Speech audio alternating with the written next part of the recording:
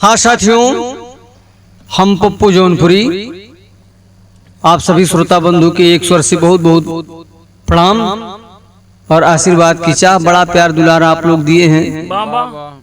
ये गीत एक ठे आप लोगों के बीच में जाए तो छोटी सी गीत है और प्रसंग हमारे ख्याल से इतना बढ़िया हो कि ये प्रसंग आप लोगों के पसंद आई।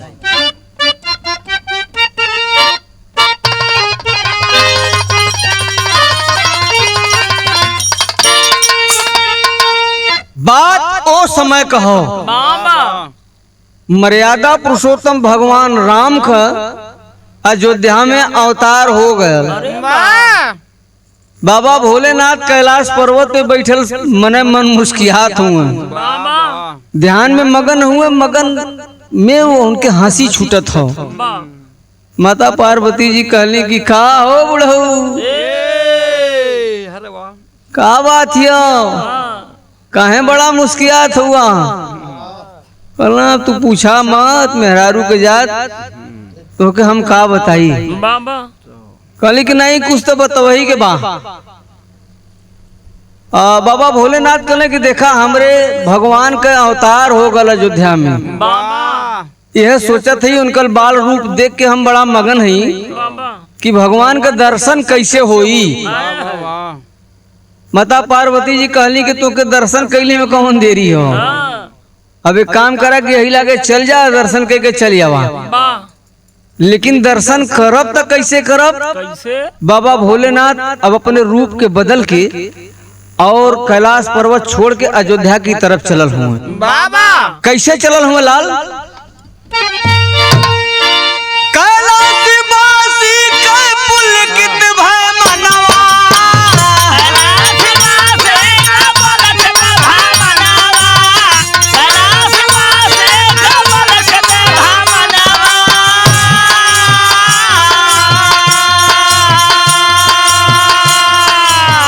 बाबा भोलेनाथ मर्यादा पुरुषोत्तम भगवान राम के दर्शन करे बदे अयोध्या में चलल हूँ। भइल का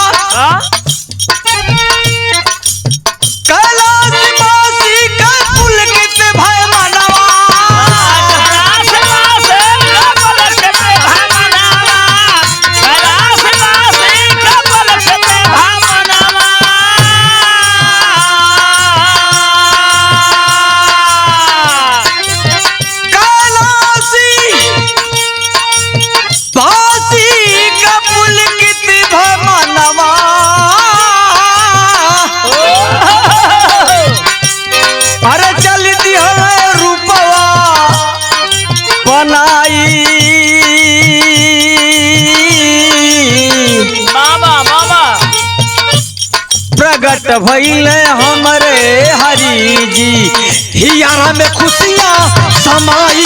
प्रगट भइले हमरे हरि जी, हियारा में खुशियाँ समाई।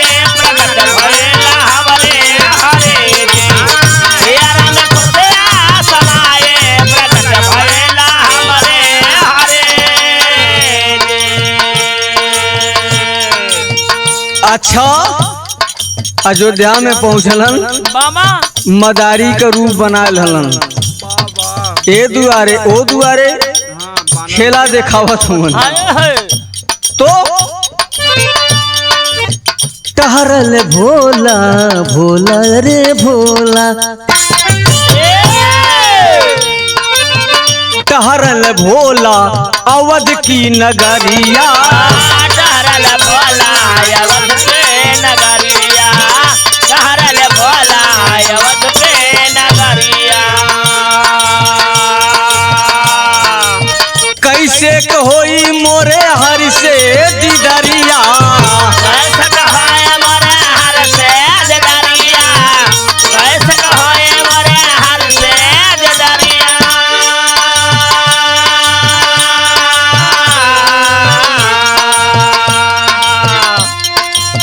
गली गली डमरू बजावे शिवदानी, गली गली डमरू बजावे शिवदानी, गली गली डमरू बजावे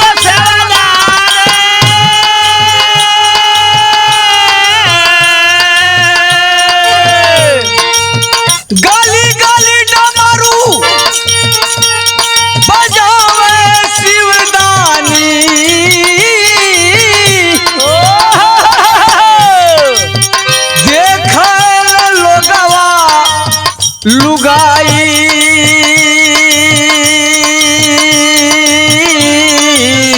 मामा मामा प्रगट भइल हमरे हरि जी हियरा में खुशियाँ समाई प्रगट भइल हमारे हरि जी हियरा में खुशियाँ समाए प्रगट भइल हमारे हरि जी बहुत अच्छे खुशियाँ समाए प्रगट भइल हमारे हरि जी। ए भैया कौनो में हरारू पहुँचल मामा माई कौशल्या से कहलस की मतारी एक ठे मदारी आयल हो मामा बड़ा गजब का खेला करत हो कहली तो एक काम करा वो मदारी के धै लिया मामा कुल में हरारू लड़का सो गए कल के चला माई कौशल्या बोलौली है मामा ये तो उ चाहता रहला कि कैसो हमके वो दुआरी पर पहुँचे के मिले दुआरे आवत हो माता कौशल्या बहरे निकलत थी भइल का माई कौशल्या तब आईली दुआरी कौशल्या तब आईली दुआरे माई कौशल्या तब आईली दुआरे होके मगन देखे नाचे मदारी होके मगन देखे नाचे मदारी होके मगन देखे नाचे मदारी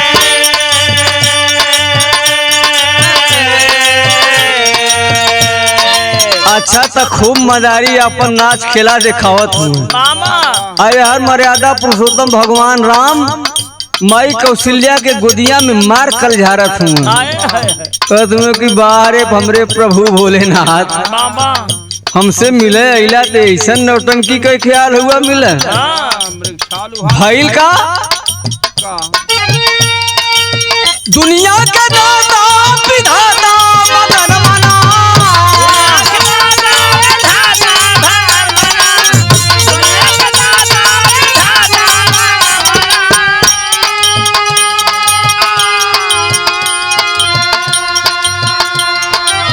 दुनिया के दाता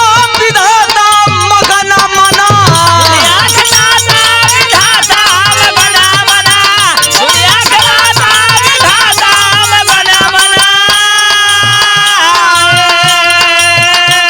और दुनिया के दाता विधाता मगन मना अरे जननी से कहल लखाई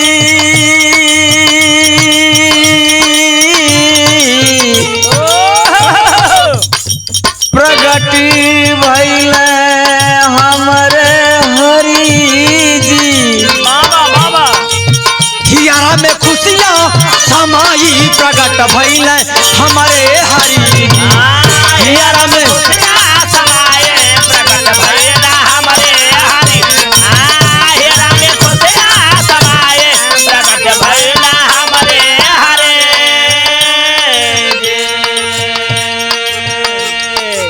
ए भैया मर्यादा पुरुषोत्तम भगवान राम माई कौशल्या के गोदिया में से वही डमरुआ के तरफ इशारा करत हूँ अच्छा तो मतारी अपने लइकन के बात समझ जाली समझ गई कि लइका हमार डमरुए चाहत हो मदारी से कहली कि ए मदारी भैया है जौन तू डमरुआ बजावत हुआ ना ये हमार लइकवा तो डमरुआ चाहत हो कल डमरुआ तो दे दे मतारी लेकिन एक शर्त हो मतारी सोचे लगली कि मदारी शर्त कौन रखत हो कहली कि तो जितना रुपया चाहे लेला शर्त और तो छोड़ दा कहला 1 रुपया न ले लेकिन हमार शर्त माने कोई तो डमरू दे दे भइल का एक शर्त रखल पुरार भोले दनिया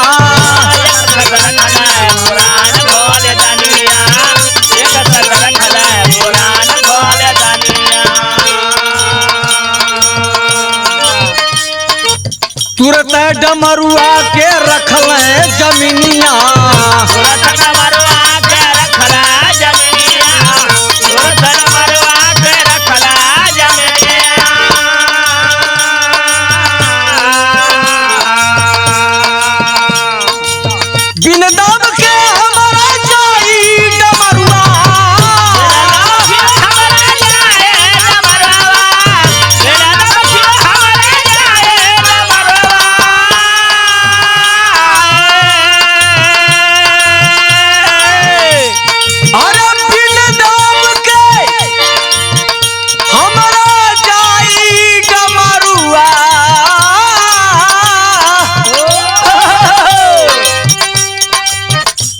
अरे जेले के उठाई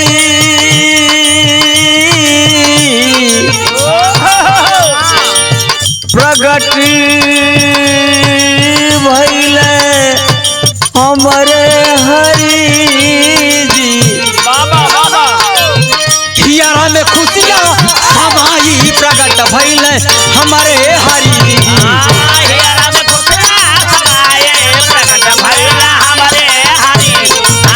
हियारा में खुशियाँ समाए प्रगट भइले हमरे हरि।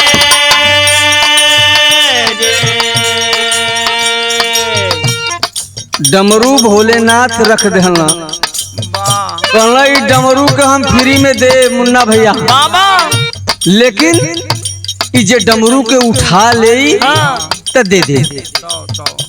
माता कौशल्या सोचे लगली कि अरे ऐसन बात हो, बाबा अब इनकर शर्त हो गल, लेकिन सातों ऋषि बैठल न, उ सातों ऋषि कहना कि ये मदारी मान ला अगर अयोध्या का कोई ना उठा पौला तो ये तोहके उठावे के पड़ी। अब बाबा भोलेनाथ संकट में पड़ गए, बाबा कहना कि जौन बाण मारत रही लगत बाण खराब जाइए। यह सोच विचार के सातों ऋषि कहना कि सुना कि तोरे डमरू के कितनी बड़ी औकात हो, डमरू उठौले में देरी ना लगी। अब सातों ऋषि मिलके अब वो डमरू के उठावे चाहत हुए, लेकिन सातों ऋषि भी शर्त रखना कि माना कि अगर हम लोग, अच्छा तब बाबा भोलेनाथ कहले कि अगर ये डमरू जे न उठा पाई तो मेहरारू हो जाई। के शराप लगी। बाबा भोलेनाथ कई शर्त सुन के सातों ऋषि कहले कि हो हेती मुट के डमरू के तनी बड़ी औकात हो। सातों ऋषि कहले मान लेली अगर हम लोग डमरू के उठाई और ना उठा पाई तो मेहरारू हो जा, मान लेली। लेकिन ये डमरू अगर ना उठल तो फिर तोके उठावे होई, तो होई का भइल का।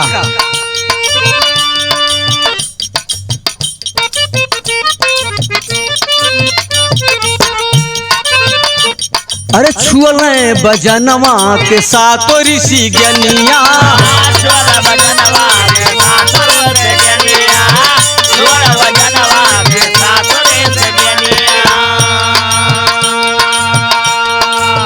यह न कहले रहा भोलेनाथ कि अगर के उठा न पाई, अगर डमरू के कोई छुई दे तो मेहरारू हो जाई।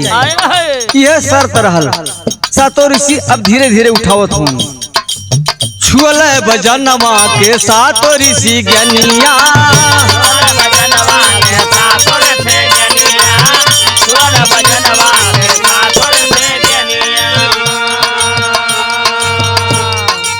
देखते ही देखते में बदलल बदनिया,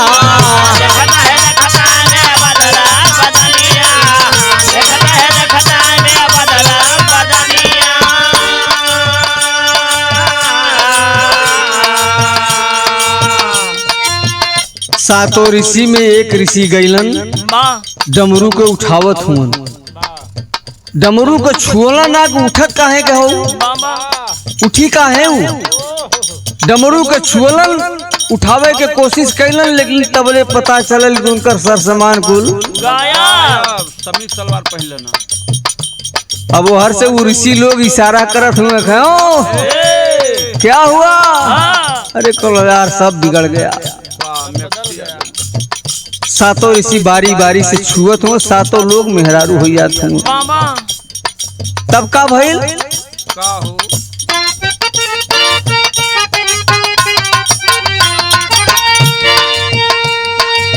चिंता में ऋषियन का व्याकुल भय मनवा,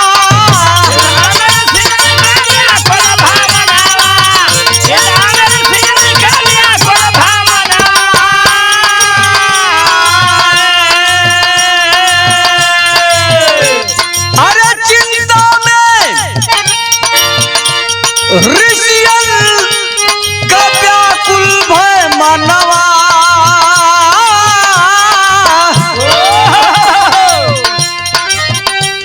अरे अब कहवा मुहवा देखाई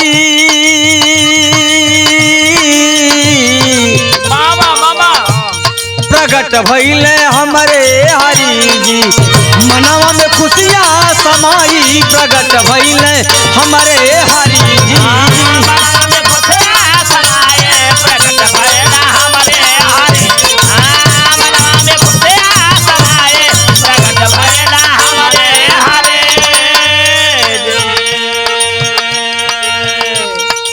सातों ऋषि बारी बारी से उठौलन डमरू तो ना उठल लेकिन उनका स्वरूप बदल गया मरद से मेहरारू हो गए। अब सोचत हुए कुल घमाने कहाँ जायल जाई ये मुंह के देखावल जाई। यह सातों ऋषि समझता हुए आपस में तबले महाराज दशरथ जी के चक्रवर्ती सम्राट कहा जाता आ गए ना कहला क्यों कैसी भीड़ है। सातों ऋषि कहना कि ये सरकार एक छे मदारी आल हुआ इनकर शर्त हो कि जे डमरू के उठा ले तो ले ले लेकिन अगर डमरू न उठाई तो मेहरारू हो जाई। नतीजा हमारे को है भल डमरू तो उठावली जरूर उठल ना हम लोग के सर सामान सब बदल गया। तो चक्रवर्ती सम्राट सोचे लगल हमके लोग चक्रवर्ती सम्राट कहला खेती मुठ के डमरू का कितनी बड़ी औकात है। अच्छा तो राजा दशरथ बाबू जैसे ही डमरू पर हाथ लगाते हैं पता चलल कि उन्हों की हालत हुए होगा। महाराज दशरथ सोचे लगल कि ये भगवान अब बड़ी बुराई भई अब कैसे हमारे का इज्जत पानी बची कंपनी कैसे जाई तबले भगवान माई कौशल्या के गोदिया में लगल छपटी आए सोचे लगले कि बाबा भोलेनाथ खेला बड़ा जबर कर दिले हुआ अभी खेला का अंत ना करब तो बाप बिगड़ जाई। बाबा भोलेनाथ उठला सोचते हुआ तबले हर मर्यादा पुरुषोत्तम भगवान राम धीरे धीरे बकैया खोज के का यार तू लोग नौटंकी करल धीरे धीरे बकैया खींचत खींचत उ डमरू के पास गईलन। अच्छा लड़का लोगन का आदत भी जानल है आप लोग लड़का कोनो चीज पहिए तो पहले मुंह में लगई है और जब वो तीत मीठ न रही तो ओके फेंक दी है। मर्यादा पुरुषोत्तम भगवान राम यह कहले डमरू के उठौला अब मुहे ले लगौला देखत हुए यार न तीते हैं न मीठे हैं यार डमरू उठल कि हर बाबा भोलेनाथ के सर समान गायब हो शर्त न रहल। अब बाबा भोलेनाथ धर्म संकट में फंस गए कहले कि सरवाई तो बंधक से बुरा हो गया हम का सोचले रही का हो गया। अच्छा तो और मर्यादा पुरुषोत्तम भगवान राम के कुछ समझ में ना आयल डमरुआ मुहेले लगाए के डमरुआ फेंक देला और जब आकाश की तरफ चला डमरू और जैसे ही जमीन पर गिरा बाबू तो कर रूपे बदल गए। का भयल नौखंड डमरू भयल तौने छनावा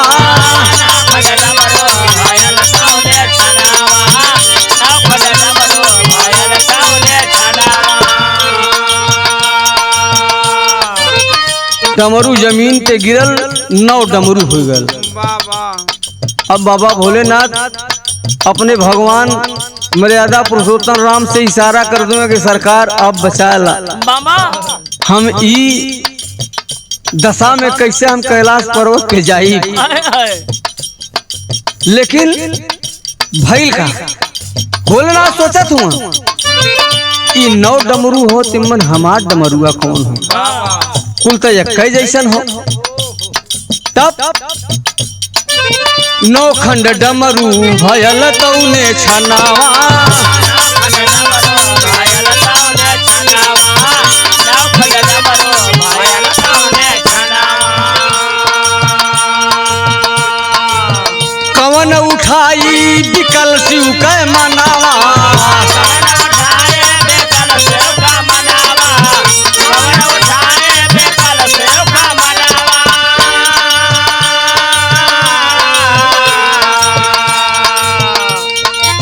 बाबा भोलेनाथ धर्म संकट में है, हमार डमरू हो कौन। मामा ऋषि लोगन के इशारा कैले कि काम करा कि एक एक डमरू सब लोग ले ला। उनकर दिमाग देखा कि ये लोग जेकर के डमरू ले ले तो जौन बची तो हमार हो जाई। ये बुद्धि लगावत हूँ भइल का एक एक डमरू के सब ही उठवला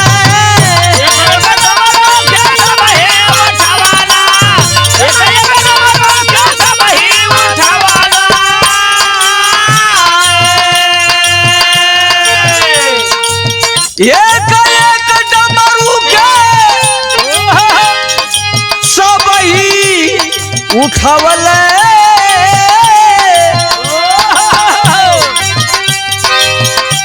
अरे नर्तन पुनः गईले पाई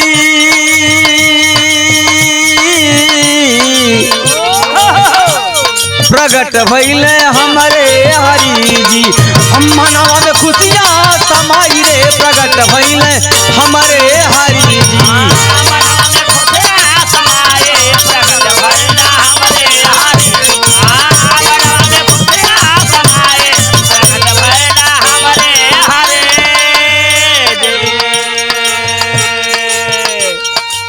सातों ऋषि में एक ऋषि गईले धीरे से उठौला और जैसे डमरू के उठावत हो तैसे उनकर सामान वापिस आई गए। चमत्कार होगा। फिर उनका नर तन मिल गया, मेहरारू से फिर मर्द हो गई। तबले वहर वाला ऋषि मुनि इशारा करत हो खा हो कहले कि एकदम फिट हो। अच्छा तो बारी बारी से सातों ऋषि उठाए हो। अब महाराज चक्रवर्ती सम्राट राजा दशरथ सोचत हुए आखिर गंगा जी बहत हैं तो यही में काहे नाम हाथ बोले। महाराज दशरथ जी गए डमरू के उठौलन ओनहू का फिर वैसे जैसे नर्तन मिल गया। कहले के मतलब कि जौने रूप में रहल वही रूप में फिर आ गए। तो ये ऐसा रहल माया भोलेनाथ के बचल एक डमरू बाबा भोलेनाथ डमरू उठौला और प्रभु का पैर छू के चरण स्पर्श करके कहने कि प्रभु अब आशीर्वाद दें अभी दास चलल। भाव आखिरी है साधु गुरु नटखट जी स्वर्ग सिधारे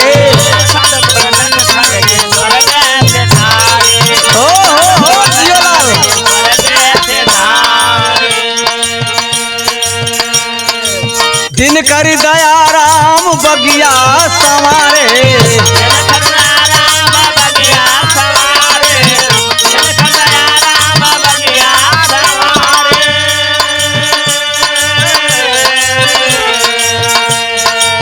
कविवर दया राम कविता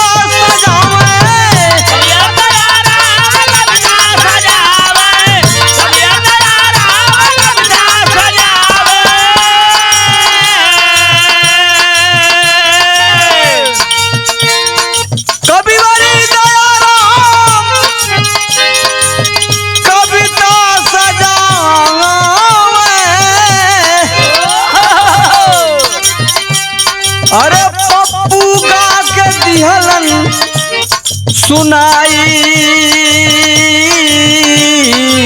बाबा बाबा प्रगट भइले हमरे हरि जी। अरे हियरा में खुशियाँ समाई प्रगट भइले हमरे